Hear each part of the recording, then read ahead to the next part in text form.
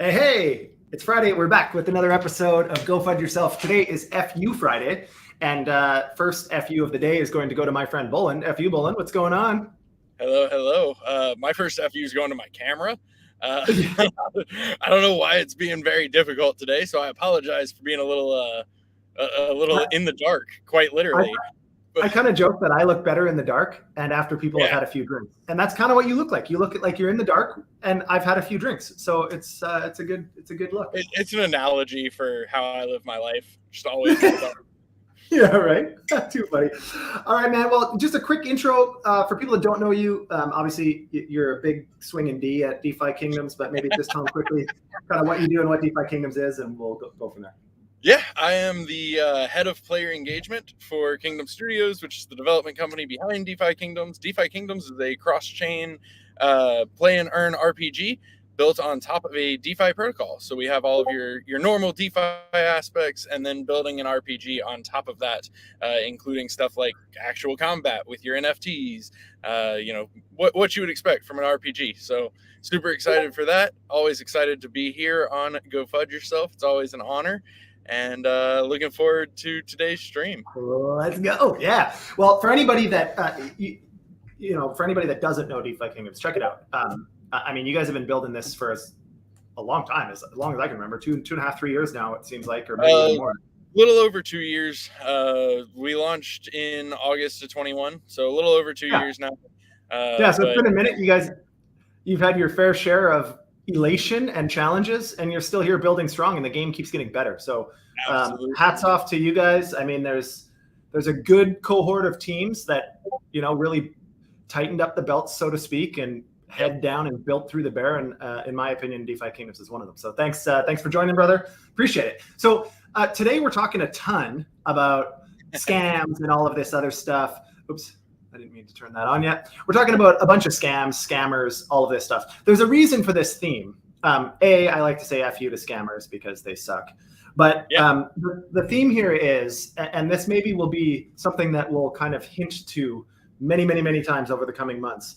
But as the markets are starting to have some positive narrative surrounding them, I wouldn't say we're bull market yet or any of that. By the time that I'm willing to say it, it's way too late. It's already like for sure quadruple validated. We're already going back into a bear. Yeah, we're already at 200K Bitcoin, and I'm still thinking, well, I don't know. Anyways, false pumps.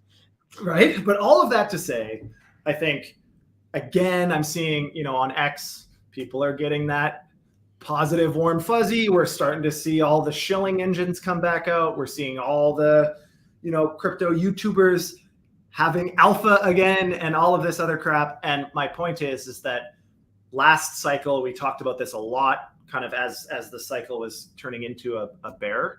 And in particular over the last year, I mean, scams still exist, but the amount of these scams and fraud and exploits and people taking advantage of unsuspecting others exponentially increases during bull markets, because you get all these new entrants that are coming into the space. A lot of it's driven by social influence, which is usually the worst information you can possibly get. And people just don't know what they don't know. And so this is as much a PSA, public service announcement, saying, hey, we're going to highlight some of the crap that happens and some of the scams that happen. And then hopefully anybody that's listening will get a minute to think about it next time if they encounter something similar. There's tons of phishing stuff going around and everything. All right. Quick reminder, though. We're a live show Monday to Friday, 12:30 p.m. Eastern, every day. We're almost bumping up on a year here pretty quick. I think we're at like 180 or 90 episodes, which is kind of nuts. And it's still a lot of fun. We actually just had our annual what the hell are we doing meeting, and what are we going to do for the next year with this? And it was really exciting. I think the enthusiasm from the team that works on Go FUD Yourself was surprisingly positive still after this long, and it's been a lot of fun. We've got a lot of great people that pay attention. But anyways, like, share, subscribe, help us get the word out. Quick shout out to the merch sponsor today, Persistence. If you haven't heard of them, check them out. Liquid staking, cross-chain liquid staking protocol. Pretty cool guys. Met them a couple of years ago, and I love this shirt. So here we are. And with that, let's freaking go.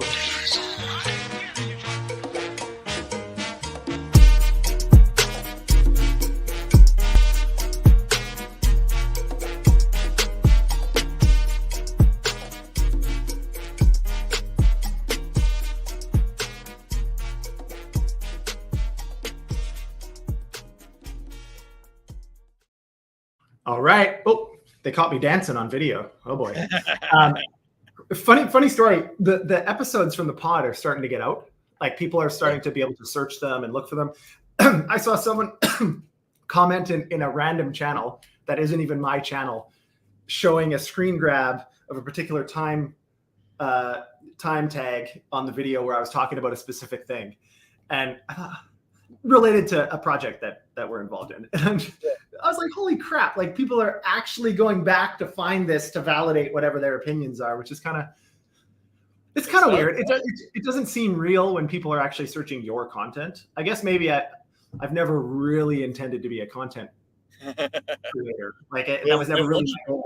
It's out there. And the first time you make a funny face or something, it's immortalized forever. That's right. And I've done 180. I've given everybody 180 opportunities to catch all my mess ups. And someday it might come back to haunt me, but so be it. I am who I am. You are who you are. And it's a beautiful life we live. All right.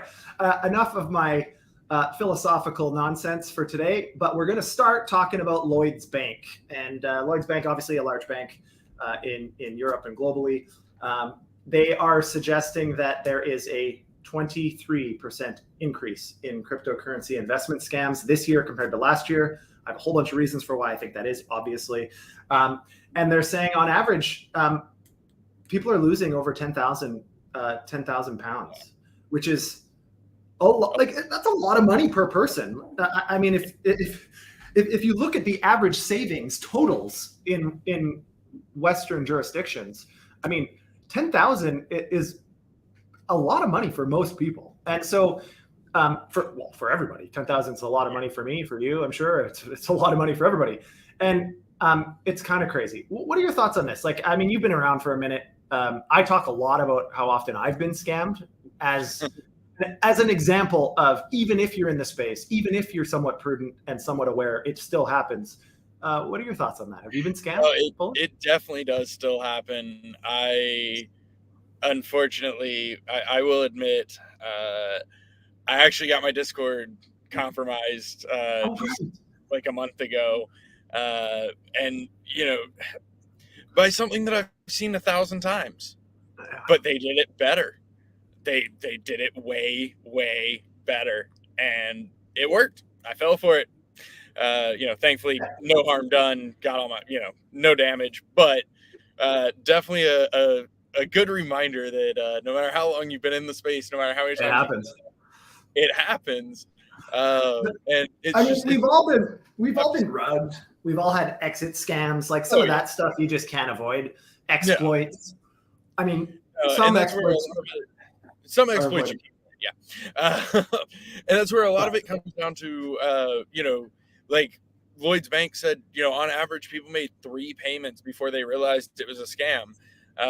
Just making sure that you're staying vigilant. Like, it doesn't mean you'll never get scammed. It doesn't mean that you would have caught this, but before you make that second payment, make sure the first one's where it's supposed to be. Make sure, again, maybe it all looks right from the surface and you don't know when you make it. It happens. Like, no, the scams are getting so sophisticated now. They are. They're getting better and better.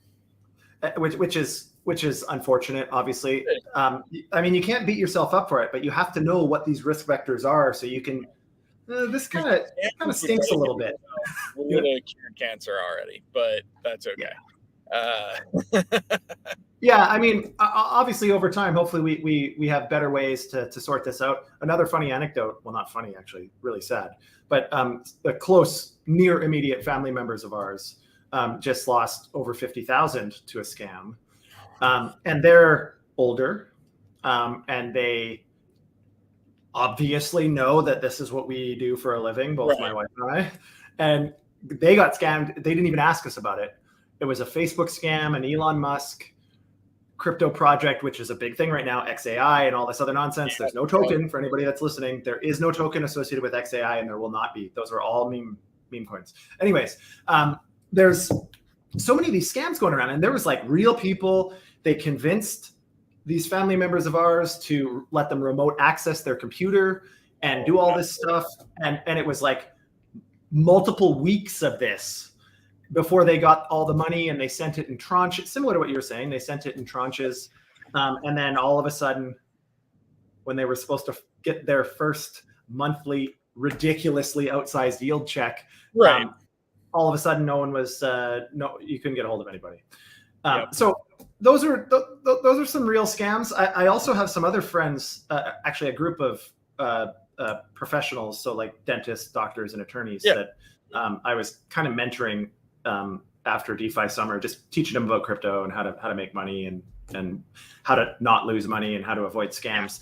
Unfortunately, one of them, super smart dude, obviously, he somehow got sucked into this thing where they take your money. I think he gave him like $100,000 over the course of a certain amount of time.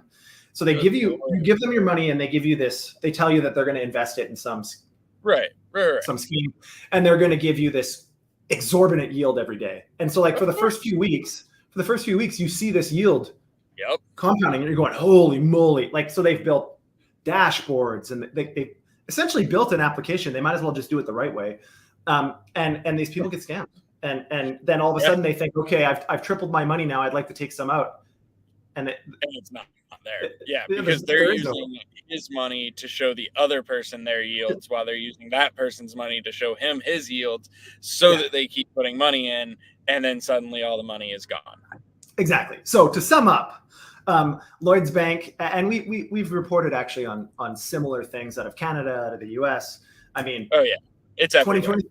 2023 is a bigger year for scams than 22 for a few reasons. One, asset values naturally are higher. We've seen asset appreciation in value over the last little bit. So the same amount of coins stolen is worth more now. So that's one of the obvious reasons in pure fiat value of the exploits. And like we said, again, as 23 builds some more momentum, there's been a lot of negative narrative this year, but the second half of 23 has started to build some positive momentum, talking more about ETFs, talking more about regulation, talking more about institutional adoption.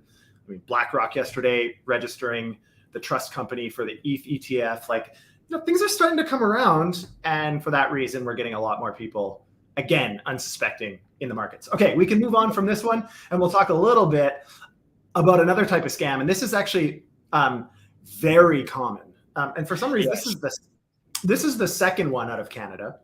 For some reason. The Toronto guy.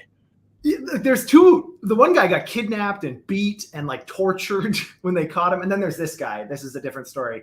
But I have another family member that fell prey to something similar to this. It wasn't a crypto scam in that case. But again, you get people that are lonely, especially, middle-aged or older widows or older women. And some of them have some cash because, they're maybe widows, or they're retired or whatever. And they're lonely. And I can relate, because we have a lot of elderly family that is lonely, right? They're just happy to have someone to talk to and happy to whatever. And some of them are young enough still that they're looking for a partner. Mm-hmm. And unfortunately, when you're lonely enough, certain things that aren't true feel like they're true. And so in this particular case, there's a 26-year-old Toronto guy posing as a Middle Eastern business owner that somehow scammed $250,000 after meeting a 73-year-old woman and convincing her via a dating website to send him this money. And again, like we can all look at this and be like, come on, what would a 73-year-old woman want with a 26-year-old man? The reality is she didn't know he was a 26-year-old man. Right. He was probably a 68-year-old Middle Eastern businessman who was successful looking for a wife. I give her a lot of credit for being able to send him $250,000 in crypto. Good for her. That's well done. Like I am sorry that she got scammed, and I am sad that money went to somebody who doesn't deserve it. And I hope they, nail him to the wall and get her money back.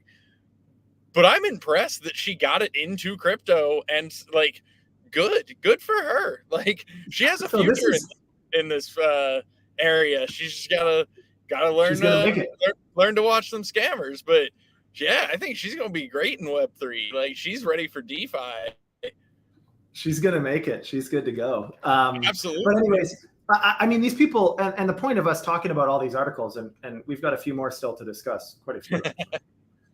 We've got a few more still to discuss, but the point of this, again, is to say, like, obviously, in hindsight, after the fact, it's always easy to be like, no shit, we should have known. But the point is that the scammers, the point of all of this today is that the scammers are getting sophisticated enough that they're playing on emotional heartstrings. Yep. They're using fairly sophisticated psychological approaches to really manipulate people and to suck them in. They play the long game. Another thing that's very, very common, unfortunately, not just in this space. If you remember the African Prince scammer nonsense forever, that was back when it was easy to scam wires and e-transfers and stuff. I mean, these are sophisticated, organized groups with the only purpose of scamming people. Like, that is their goal. That this is what they do all day, every day. And so to think, oh, well, how does this guy have enough time to deal with this 73-year-old woman and make her, because that what he's doing most likely.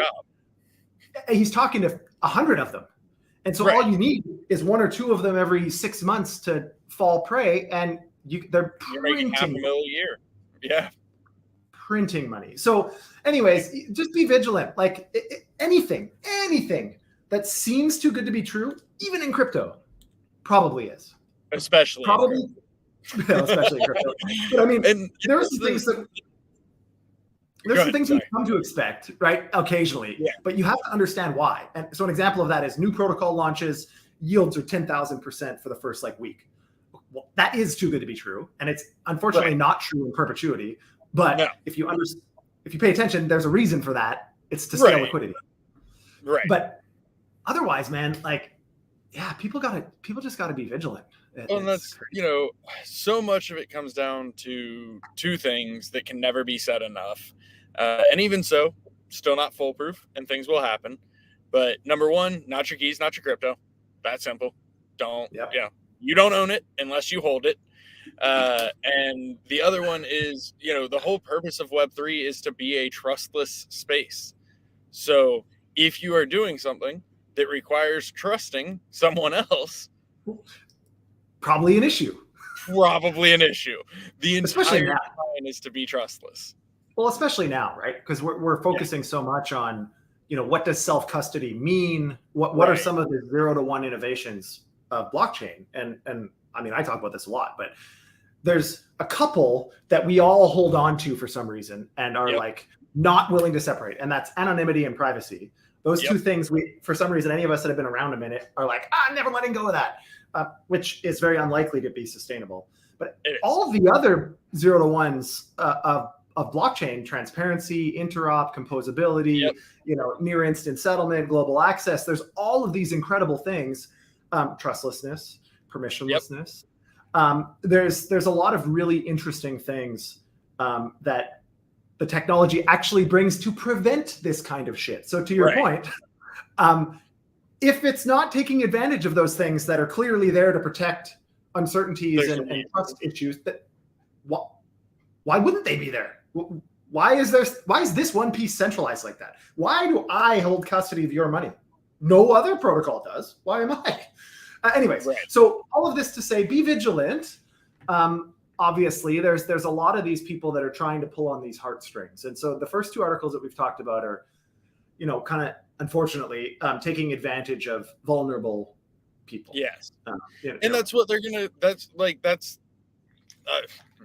there's not really a nice way to say this, so I apologize, but that's who they're going to target. That's who they're after. That or people that have a large reach or, influence over a space where they can get to other and more people. And, especially obviously Twitter is a big one.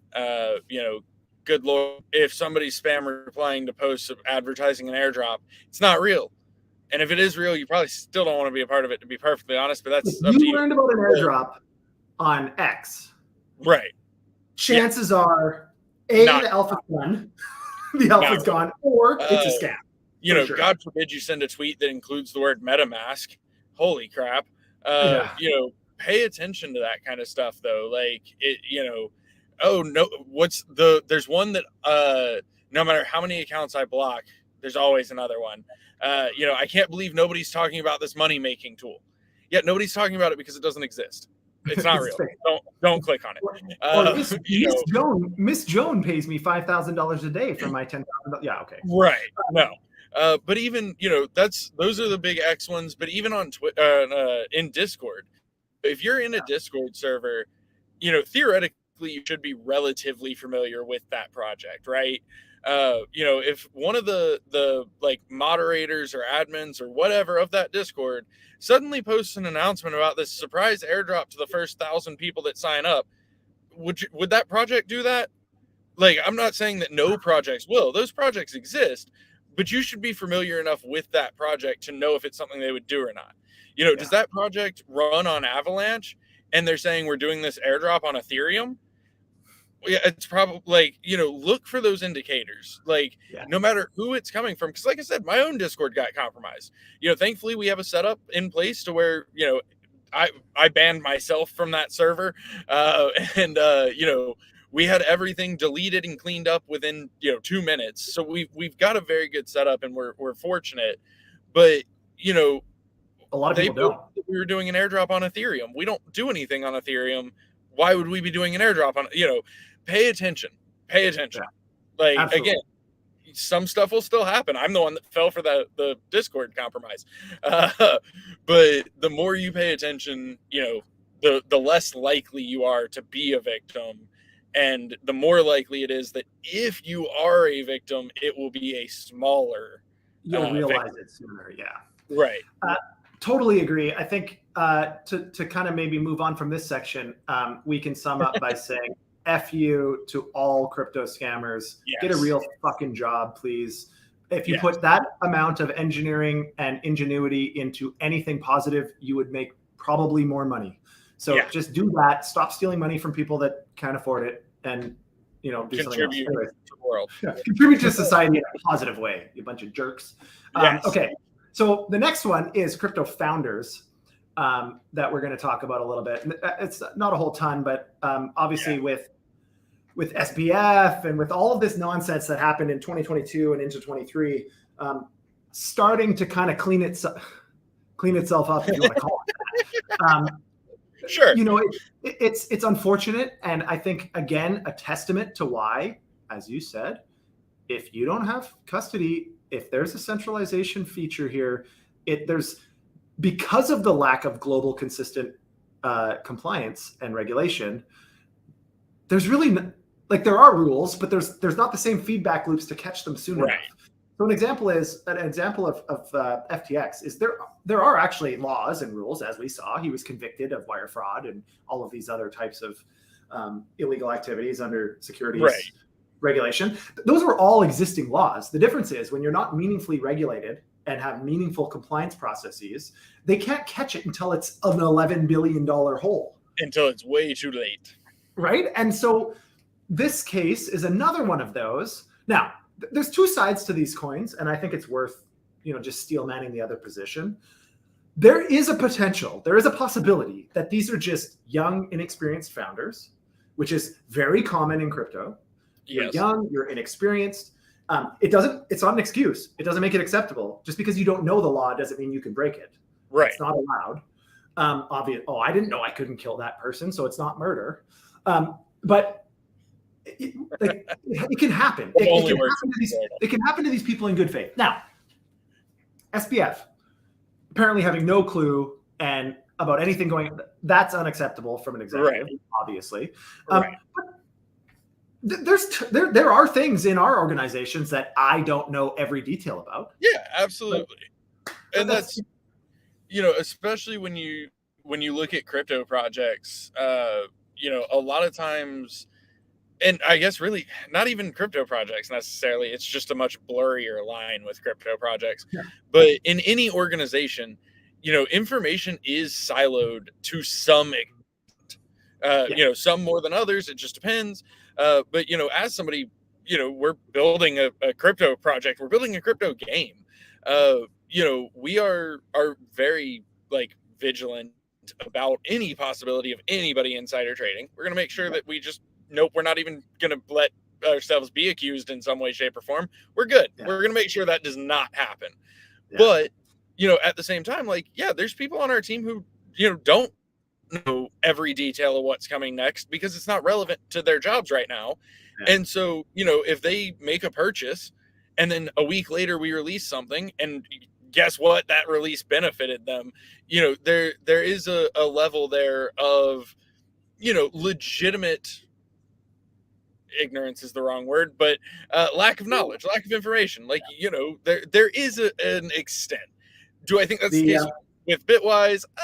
But it can happen for sure. The detractors, from our opinion on this one, will say, right, for most employees, of course they're siloed, but for the CEO and the C-suite, they should know at least these important things. Do we have a giant financial hole? Well, I suppose that's probably my responsibility to understand. Now, in this particular case, this is one of those things that unfortunately happens all the time in the space. And it's a function of, I think it's a function of just the distributed nature of this business and how literally everything is done virtually in blockchain, pretty much. Like, obviously we meet IRL lots. A lot of us do but it's the same people. We go to all these conferences and we don't meet anybody new. We just see all of our old bros and talk about the business. But the point is like there's so much digitization of everything now, which is great. It's amazing. It makes life orders of magnitude more efficient. Challenge is it's really easy if you have like half a clue how to use a lot of these editing programs now to make documents say whatever the hell you want them to say and it look legit. And so this is like Three Arrows was guilty of this. You saw, I can't remember if you saw the letter, but there's that letter from Kyle Davies to one of the crypto lenders that says, I attest we have 2.4 billion in liquid assets, signed Kyle Davies. What kind of attestation is that? Like, what kind of proof of returns is that? Proof of funds is that? Whose legal due diligence did that pass? Like, come on. No one. And so, anyways, by no stretch of the imagination are we excusing this. This is nonsense. It's $100 million again from doctoring bank accounts, and it's where checks and balances are so important. If you have 7 people who have access to the reporting on the bank accounts, is it possible for all 7 of them to conspire together and drain $100 million? Yes, it is. It's a lot less likely than 2. Like, you gotta have those checks and balances everywhere that you can. Enter the argument for multi-sigs or for sharded keys or all of these other things that are and having ripcords that you can, if somebody's doing something malicious, there has to be ways to stop it from continuing. Well, and that's where it's interesting too. Like, and I'm not going to pretend to be an expert on Bitwise by any means, but for them to have stolen $100 million, either they did it on chain, in which case, if nobody caught it, shame on you. You being like internal, like their own team. If they can't see that happening on chain, that's a problem in itself. Or they did it off chain, which I think is what they actually did. They pulled it off chain under the guise of Bitwise and then drained it to their own accounts. But like, again, for an exchange like that, like most of your assets should be on chain. And when you're not able to back up your on-chain assets, like I feel like there should have been questions. And that's where, like, there always should have been questions, right? Like the article says they gave their board falsified bank statements. Okay, fine. But even the board, like, I don't know. At some point, I feel like you had to have looked at on-chain balance and been like, why is so much coming off-chain? Well, I think the other challenge is the accounting, and this is another problem. I have been very public of my opinion on this. We all have all these really complicated offshore corporate structures that are all over the place, and we have multiple corps everywhere, and all of this crazy shit. And it makes it so much more difficult for any oversight to happen. And again, I've been a contrarian here for coming on a few years, but we need minimum regulatory standards. There has to be some way that there's a feedback loop, there's some supervision, there's some standards. How like the board maybe didn't have the resources to even see on chain, or if it is, it's so complicated. Look at Alameda and FTX. Right. Yeah. There's easy ways to make your on-chain data impossible to. Almost all that lost money was due to transfers amongst two. And you just bury it. You just make it impossible because block explorers aren't good enough to do anything about it. Yeah, I mean, you can get chain analysis, and there's really sophisticated forensic technologies. There are, but if you should use enough volume, you can start hiding, and that's like it all comes down to freedom versus security. You said it earlier. There's a lot of purists who don't want to give up the privacy and the anonymity side, and I understand that. I get it. But to have any kind of protection, which is what the other side wants, consumer protections. I think it was the Lloyd Bank article maybe that quoted somebody in the UK that said these companies need to have consumer protections and insurance and all that. Okay, well then your government has to recognize crypto projects as financial companies, legitimate financial businesses, right? Exactly. Like obviously this is an American thing, but our banks are FDIC insured. Okay, well, we're a DeFi protocol. Can we get FDIC insured? Because we definitely cannot. Like that. It is a two-way street. Like, yes, the projects need to try to increase security, increase awareness, education, help people. But if you want it to be protected to the level of a bank, then you have to give us some credit too. Give us some recognition and acknowledgement and access. But I think we'll come to a point of a little bit less privacy and a little bit less anonymity, but some levels of protection. And I do think that there is a healthy middle ground there. Personally, I'm totally with you. Again, I've been saying that for quite a while. It's like everything in life, right?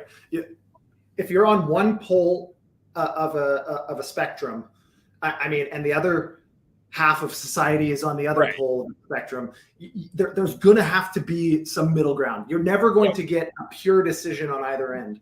And so again, we need to start thinking about this both pragmatically and objectively as a space, because we can hold on to privacy and anonymity at the cost of mass adoption. 100%. We would not have mass adoption without some level of consumer protection. I wish we would. I wish users. I do too. I wish users would be like, okay, this is what we need. I wish people wanted the freedom and privacy, but they want the freedom and privacy with the security, and you can't have can have both, but you have to have a measure of both. You can't have full anonymity and privacy and then go and say, well, I got hacked and I need my money back. I don't even know who you are. Yeah. Do you have a hard stop here, Bullen? We have a few more things that we can kind of rip through if you're okay staying the next few minutes. You want to keep going? Yeah, I'm good. Sweet. Okay, we're going to kind of rush through a few of these just for the sake of the viewers. But I'd like this episode to kind of cover the spectrum of kind of typical crypto scams, so that we can actually maybe provide some reference episode for people. Additional value. So another thing that's worth checking out, Certic. Mikhail is a good friend of ours. He's going to be on the pod next week, I think, from Certic. But they just released a fairly comprehensive analysis of scams and how they're all kind of being perpetuated on social media platforms and all this other stuff. I'm not going to go too deep into what the article in fact actually says, but there's been a 40% increase in phishing attacks over the course of the last year. There's been the Federal Trade Commission reported over $1 billion in losses due to scams in 18 months prior to June 22nd. So that would encompass, the end of the bull and the beginning of the bear, which is obviously a big deal. 50% of these losses occur on social media. So that's like the number one vector for scams is social media. Another thing that's really important to think about is legitimate crypto projects. If you've been around for a second, you can't advertise on Twitter anymore at all. So if you see any ads on Twitter, they guaranteed are not a consistent company, because if you're a real company and you run an ad for crypto, you then become shadow banned and your ad account is deleted. So you can't. Well, now they just won't even let you. They'll just like they immediately stop. You can't even submit the ad campaign. Exactly. Same thing. Google. Yep. Every time you click on something on Google, it doesn't matter what it is, MetaMask, Brave, whatever you're searching for, do not click an ad. No. That is probably the number 2 spam vector, is because then you think, well, Google sent me there. It was the first ranking in Google, which means they have a relationship. Takes a little money. And it's worth it, right? Oh, yeah, for sure. If you outbid everybody else, you're at the top. You'll be at the top. And all you need is one unsuspecting person with a couple $100K in their MetaMask, and you're golden. Anyways, if you're interested, CertiK actually releases a good amount of these analyses, and they're always very thorough and great. So I would really encourage everybody. Again, quick shout out to our friends at CertiK, of course, great partners for years. But check the article out. It's pretty cool, I think. Well, it's not cool what it's talking about, but it's good information. Social media is the number 1 vector. We have to really, really be prudent on social media. Another thing on the internet is true. Yeah, ain't that the truth? So I mean, like, obviously we need to be prudent. We need to be aware. Social media, just don't click on ads. If it seems too good to be true, it probably is. The chances of you randomly seeing some life-changing alpha on social media is probably 0, honestly. So, just keep that in mind. Another article that we found was in, what month was this? October. We had 32.2 million due to various incidents and scams just in that 1 month, which is like, again, over the course of the last year, it was over $1 billion. 30 million in a month in October is actually below the average for the year, I guess, but still, it's an extraordinary amount of money. And the recovery rate of a lot of that is relatively low, because the scams are sophisticated enough that they don't get many people, but when they do, they've got a whole process of what to do with it and how to quickly fence the money out of the system. And so it's really unfortunate. Like, most often you don't get your money back. No, really, unless you're like a major company that they stole multi-millions and they can work out a bounty. Sure, there's no, nobody coming after them. But, if you're a random holder with, 20K, no. There's no way. Yeah. And so, I mean, again, be vigilant. There's lots of exit scams, flash loan scams. Like, there's a lot of stuff that takes advantage of less than optimized aspects of blockchain technology currently. Right. So example, MEV, there's a lot of scams that still use MEV to perpetuate them, front-running sandwich attacks. Mm-hmm. There's a lot of like flash loan manipulations, trying to manipulate price oracles and different things to then create other second, third order opportunities. It's pretty sophisticated. Again, just reminding people that these hacker groups are not one dude sitting in his mom's basement. No. Well, I mean, I'm sure there's some of them, but the vast majority are fairly large groups of highly trained engineers and security experts, and their only goal all day, every day, is to hack your shit. Yeah. Like, that's it. So keeping that in mind, the level of sophistication here is very high, and you should, as a consumer, in my opinion, be skeptical. It's way better to be too skeptical than not skeptical enough. I'll share a couple of stories at the end of this of 2 bonehead scams that I was a part of that totaled over $300,000 in scammed money. So I'll explain that at the end. Another one in October. So this is a different article for the same time period. And this is also a bit of a problem in the space, is that we have 2 different groups talking about how many incidents happened in October. One said 30 million, one said 51. Right. Which one's true? What do they include as scams? I think often rugs and exit scams and slow rugs and all these other kind of really shitty ways that these founders dupe people out of money. The worst is meme coins, because that's where you get the most nonsense, that the coin never did intend to have any value. So it's just a big... It doesn't have any point. So, I mean, it depends what they include in these scams. Pure idiocy, which I've also been guilty of.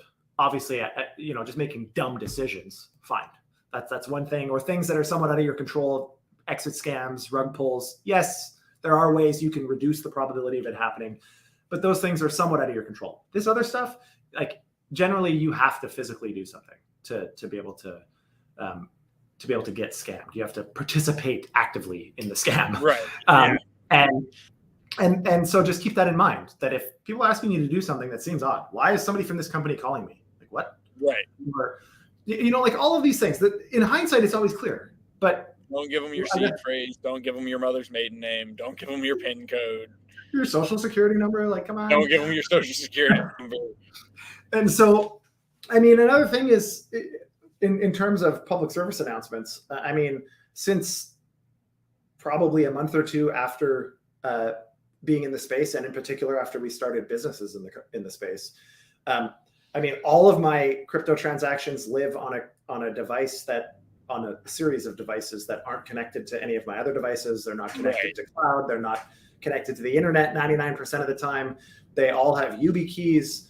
I have hardware devices and multi-sigs for everything, and the private keys are there. It's a very complex security process.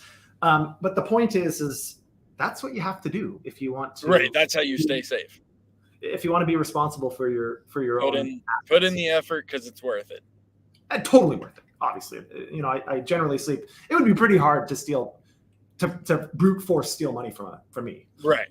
I'm sure there's always ways to fish and do other things that. Of course, but it would be a lot harder. It'd be a totally different story. Absolutely.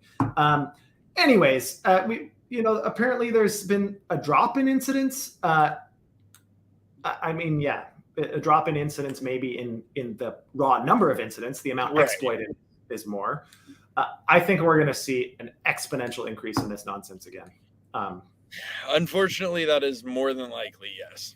I hate it. And I'm hoping that as we move to a world with some base level of compliance and accountability, that it will be a lot less accessible. The vast majority of protocols will have some sort of validation that they exist and that regulators know who they are and so on and so forth. And that'll be that. But I think it won't be very long. It's just we have one more major cycle where I think scammers going to scam. And once people wrap their head around it, Ceara and I talk about this all the time. The thing is, once people wrap their head around it, blockchain is orders of magnitude more secure than any Web2, any TradFi, in many ways. Once you understand it, once you understand the transparency and the security that you're opting into, and understand how to take responsibility. And the flip side of that is blockchain makes it a lot easier, actually, everything's on chain.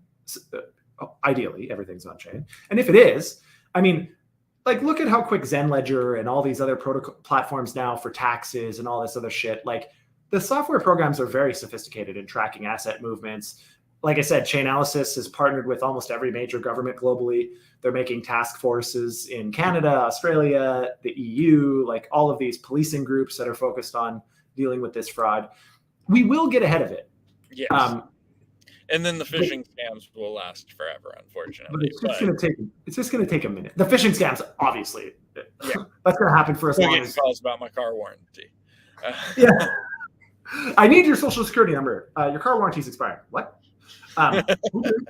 Anyways, a couple other things that we wanted to talk about. SafeMoon's CEO, I think we were talking about this the other day, that he apparently is a flight risk and a potential danger to the community, which is kind of strange. There was a lot of scandal around this SafeMoon thing, and there's a lot of speculation. Nobody really knows what's true, but the SEC is now involved, as far as I understand, if I remember correctly. Let me just make sure I'm not misstating this.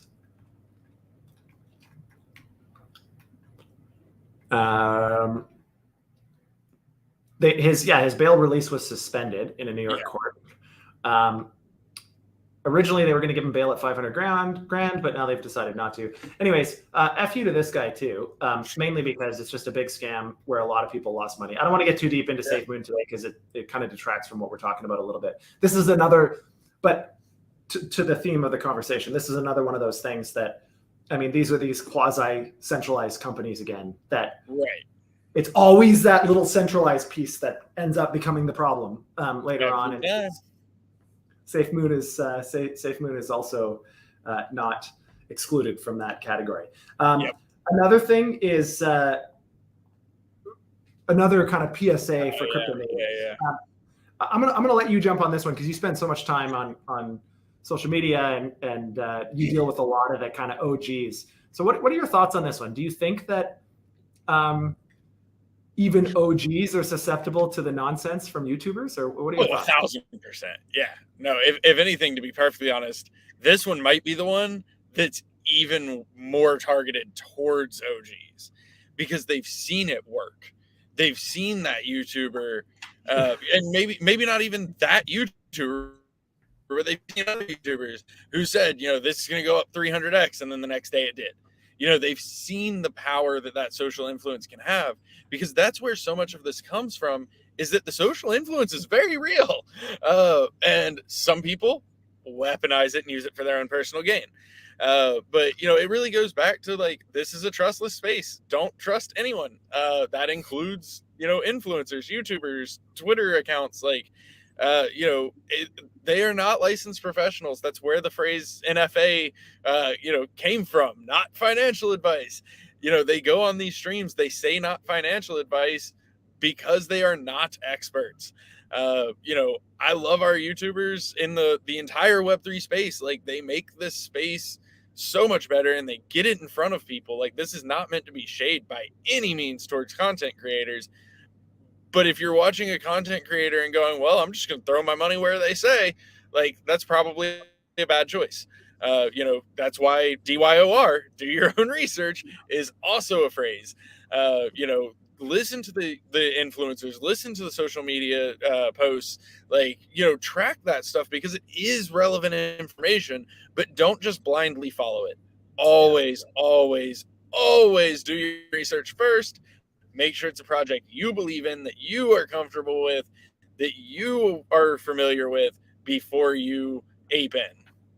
Yeah, I think it's important to acknowledge here, just in the interest of new entrants to the space and their understanding. It's important to acknowledge what the motivations are for these YouTubers. So I've always kind of had this impression, because I was in TradFi for a long time before, and there's a lot of this kind of.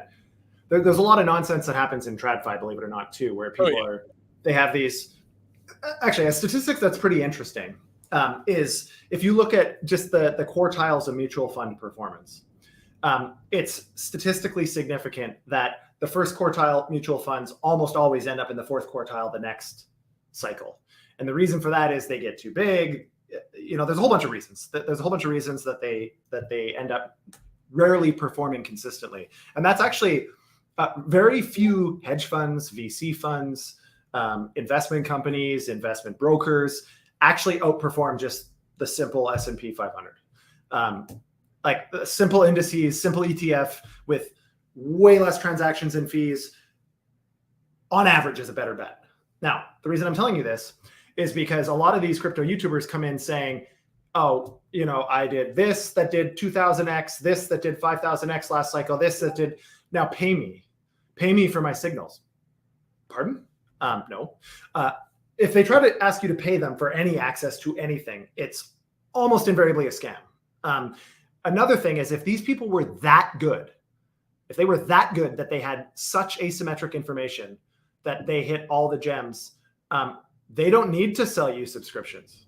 Right. They'd already be very well off. They don't need to charge you money on YouTube. As an example, BitBoy Crypto last cycle was $40,000 for a mention in a video. 40 grand. The guy was making printing money. But if he needs to make his money that way, does that mean he's that good at investing in startups? Does it mean he's that good at finding gems and investing in them? Right. One wouldn't imagine. Why is he charging that amount on YouTube? You can get way more clout and way more exposure if you don't charge. Anyways, keeping these motivations in mind, I think, is important. Why are these people wanting to do this? And there's always a motivation. right? Some of them they're a maxi for one ecosystem. That's their motivation. They have big bags in the ecosystem and they want that to pump. That happens a lot. A lot. Sometimes these people need money. Sometimes these people are launching their own project and they're trying to build clout before. Sometimes they've had a failed project, and that should be a red flag because chances are it's a cash grab the next time, unfortunately. Not with certainty, but often that's how it goes. You're right. And so I think this is geared towards lots of people, right? So sometimes we think, okay, well, I've been here for a minute, so I've seen all the scams. No, you really haven't. It's even the people that you maybe learned to love and trust last cycle at a small scale. Right. And now they're at a big scale and you just can't, it's not the same impact. So take all of this. It's hard to with influencers because there is an expectation, and if it is not already a legal requirement, it's kind of being enforced as one and will become one, to disclose if they are sponsored, if they're paid to say these things. And this is being enforced. Like, this is being enforced globally. Sorry, I think we've got a weird lag, buddy. I don't mean to cut you off. Sorry. No, it's all good.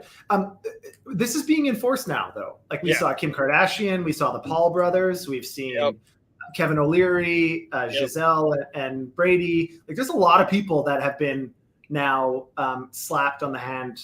I think Kanye maybe got one. There's a few. Like, there's a bunch of people that got charged in France, in the EU, in the UK. They're coming up with influencer registration processes and compliance requirements. That absolutely will exist in the US. It does in traditional finance. You either have to be a registered investment advisor or a broker dealer with certain licenses, and you have to. There's a whole bunch of bullshit you have to have just to be able to talk about investments to anybody that you're not directly in front of. Like, to be able to talk to people on TV, or you have to be appropriately licensed for that. And in crypto, I suspect something similar will happen. Hopefully, this becomes a problem that minimizes itself over time. But yeah, be careful. Okay, one final thing. We're going to end on a little bit of a good note. So quickly, just a big FU to the scammy YouTubers. I mean, don't get me wrong, there are some great YouTubers. I learned about this initially from YouTube. I still learn about shit from incredible podcasts on YouTube. We're on YouTube, for crying out loud, and I don't think we're talking nonsense about the space. We're trying to be objective and definitely never promise to give alpha. So a quick FU to all these scammers, anybody that is taking advantage of unsuspecting others. It's horrible. Karma's real.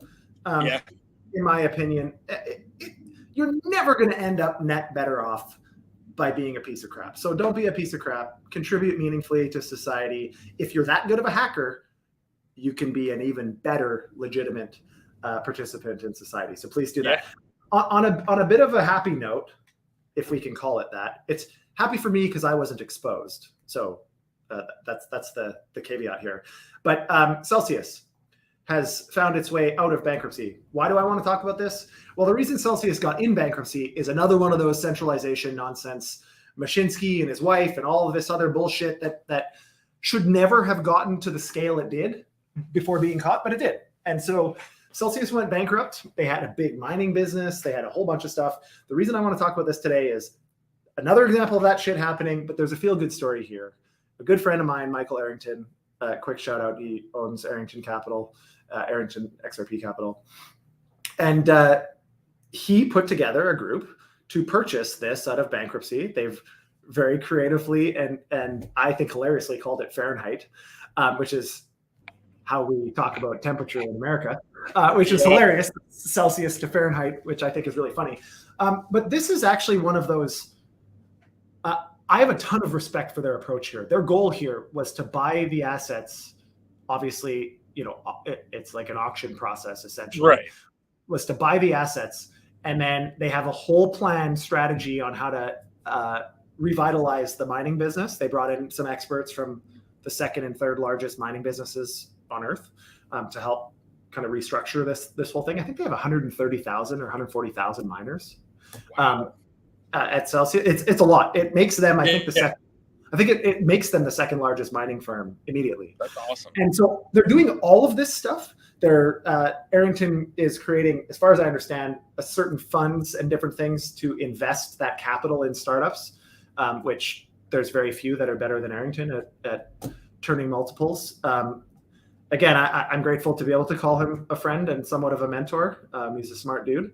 But anyways, super exciting to see that the goal is to make the original depositors whole. Yes.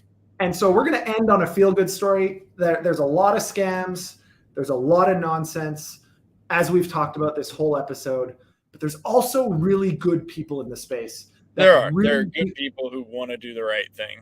That really care about, the success of as many people as possible in growing this space and actually having a meaningful impact on society. And so in this case, not just Michael Arrington. I know there's tons more people involved, and apologies for not being able to list them all. But to this one, my hat, figuratively, is off to you instead of FU. Any final thoughts on this one, Bolin, before we wrap up? Fahrenheit is absolutely hilarious. I'm glad you clarified that, because I'm not going to lie. The first time I read the article, I was like, Fahrenheit. I feel like that's same people buying their own company out of bankruptcy. But now I know that it was done intentionally as a joke, which is priceless. Like, so well. I think it's hilarious. Yeah, no, that is absolutely fantastic. Aside from that, mad respect for what they're doing, mad respect for wanting to make those creditors whole. Like that is the epitome of, putting your money where your mouth is, quite literally, and trying to do the right thing. And I really hope that they save the 11.2 or 11.7 million that was owed to Alameda and just don't pay them back, because they don't deserve it or need it, and they're bankrupt anyway, and SBF is in jail. So you can keep that one. But outside of that, make the users whole. Just make the right. real users. Make everybody else whole. We'll give you an 11 million discount and wipe Alameda off the books. Major respect for stepping up and seeing an opportunity to not only make a business and hopefully be profitable. I hope you do very well yourself as well. But also, helping the people who have been just absolutely decimated by Celsius. Oh, I'm sure they'll make a lot of money off it. Yeah. It's not completely altruistic. That's perfectly okay. They should make money. They deserve to, especially if they make everybody whole. Exactly. So I think what's also really interesting about this one, and I'm pretty sure most of this is public, but there is some. There's a consortium of investors that backed this purchase, and a lot of them are not crypto native investors. There's a lot of them from outside the space that really came together in a lot of ways. And I know a few of them personally through Michael, but it's a really interesting group of people, and almost surprising, some of them, how much capital they put in given what they actually do for a living, and understanding why and the reasoning for wanting to participate here and support what's going on is really heartwarming. I'm sure they'll have some PR about it over time. Not a lot. They should. Yeah. Not a lot has been talked about publicly. There's nothing wrong with that. I think it's great. What better way to have the PR wires blow up? Like, normally people are looking for ways to get the PR. This is right. They're doing something that is fantastic for a ton of people, that is really helping people. Go take credit. I'm perfectly okay with that. Totally down with it, especially once please get it into mainstream media and have positivity about crypto for once. That'd be even better. That's another thing I'm excited for. We can maybe end on some happy notes before everybody goes to touch some grass this weekend. But another thing I'm excited about, I think, is now that we finally got this SBF nonsense out of the public consciousness, I think it's been really tough the last year, because there's such negative sentiment and constant reminders in the news of why that negative sentiment exists. I'm very optimistic now that the narratives have shifted very obviously. It's not permanent. Of course, there's going to be negative narratives, but some positive headlines don't hurt. It was a nice, refreshing change from what we were used to. So anyways, we went way over time today. So anybody watching live, I'm sorry. You're now a 60-minute podcast. We do we do all love Sort of Ciara. There's some comments. Ciara's actually listening today, so that's interesting. Oh, hey. We did an extra episode, or an extra long episode just for her. But Yes. honestly, I think this is something that's very important to us, us as in both you, Bolin, and I, and our respective teams everywhere. Is, I mean, the space only moves forward if people can comfortably navigate it and are better off as a consequence. So, hopefully share this video if you can, just to give some people some insight. Hopefully it's informative. We are a live show Monday to Friday, 12:30 p.m. Eastern. So join us anytime. Like, share, subscribe, do all that kind of crap to help us get the appropriate reach. We don't commercialize this thing other than merch. So if you want your merch spotlighted, size medium, you got to send it to me. And I'll quickly end with two quick stories, if that ever is possible coming out of my mouth. The first one is me, way too recent to admit it. Not that recent, but I was in the space for a minute. Binance had an outage. And then about 10 minutes later, what looked like the official Binance Twitter page at the time, and went to a official looking Binance lander and all this other nonsense, send us up to 10 ETH and we'll send you up to 2 times that ETH back. On what planet is that a legitimate thing? None. But I read it and I was annoyed that I couldn't get on Binance for a whole day or however long it was. It's their apology. I was like, oh, this is real. Okay, so anyways, I fell victim to that. And like an idiot, I sent the maximum. I sent 10 ETH. I didn't test it with 1, didn't test it with a partial ETH, sent 10. 1 transaction, obviously didn't get it back. So again, I hate to admit that because it makes me look like an idiot, but the point of this is to just let you know, we're all susceptible to this stuff. It requires a community effort to help each other out and to inform each other. That's one. Another scam that I got is a really long story. I'm not going to get too deep into it, but to make a long story short, it involved crypto. It involved Europe. We were securing financing for a real estate project, but with a crypto angle. This is in 2017, 18. Again, I had been doing international trade for long enough that I should have known better. But this was like a 2 or 3 month process, went through this whole thing. We were giving them crypto as the interest payment on a fairly sizable balloon loan. Anyways, it was all done through a very big bank in Europe. We had contracts, we had people, doing background checks. We had all of this stuff. Everything's coming back. We had passports and driver's licenses of the principals and all of this stuff. I flew to Italy twice to meet with these people. They had false office space that looked like a bank, had signage of the bank, but wasn't the bank in the end. And they had built an exact replica of this bank's client dashboard. We knew that because we knew what it looked like. And they had built an exact replica of the SWIFT system so that they could show that they transferred the principal via SWIFT with confirmations and everything. And I've used SWIFT a lot, so I understand what it looks like. Confirmations were there. It usually takes up to 24 hours for the deposit to show up, but the confirmations of the SWIFT transfer were there. And so we transferred them the interest. And next morning, no money shows up. Next day, no money shows up. About a week later, $1 showed up as a big FU to me, which is really cool. Wow. But yeah, that was about 260 grand. Dude, that's something out of a movie.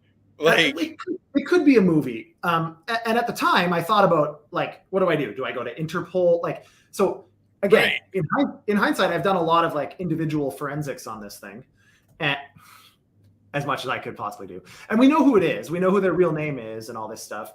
But there's a non-zero chance they're part of like organized crime families. Well, yeah, no, that's probably likely, yeah. And they have clearly deep pockets. So I was like, right. Like, do I want to go to Interpol? Do I want to be flying back and forth dealing with like?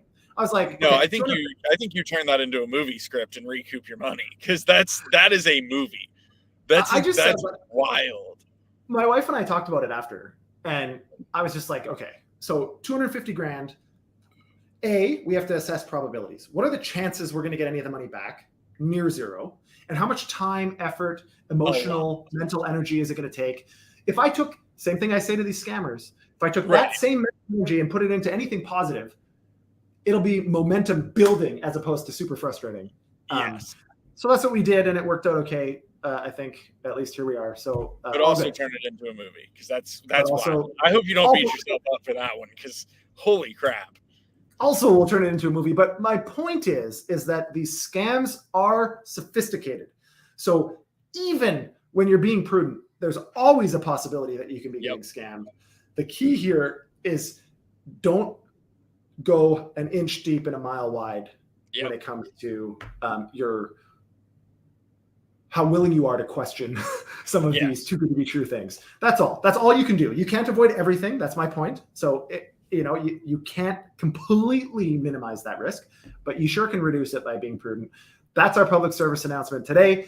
We will be back on Monday with a show, full weekend roundup. We do it every Monday. So you, viewers, don't have to spend your weekend watching Crypto X, and rather can go out and spend time with your families, touch grass. If you're not somewhere that's cold, I'm happy I'm not in Canada right now because there's snow, not grass. And with that, today I say to you, Mr. Bullen, go FUD yourself, buddy. Go FUD yourself. Appreciate you. Later.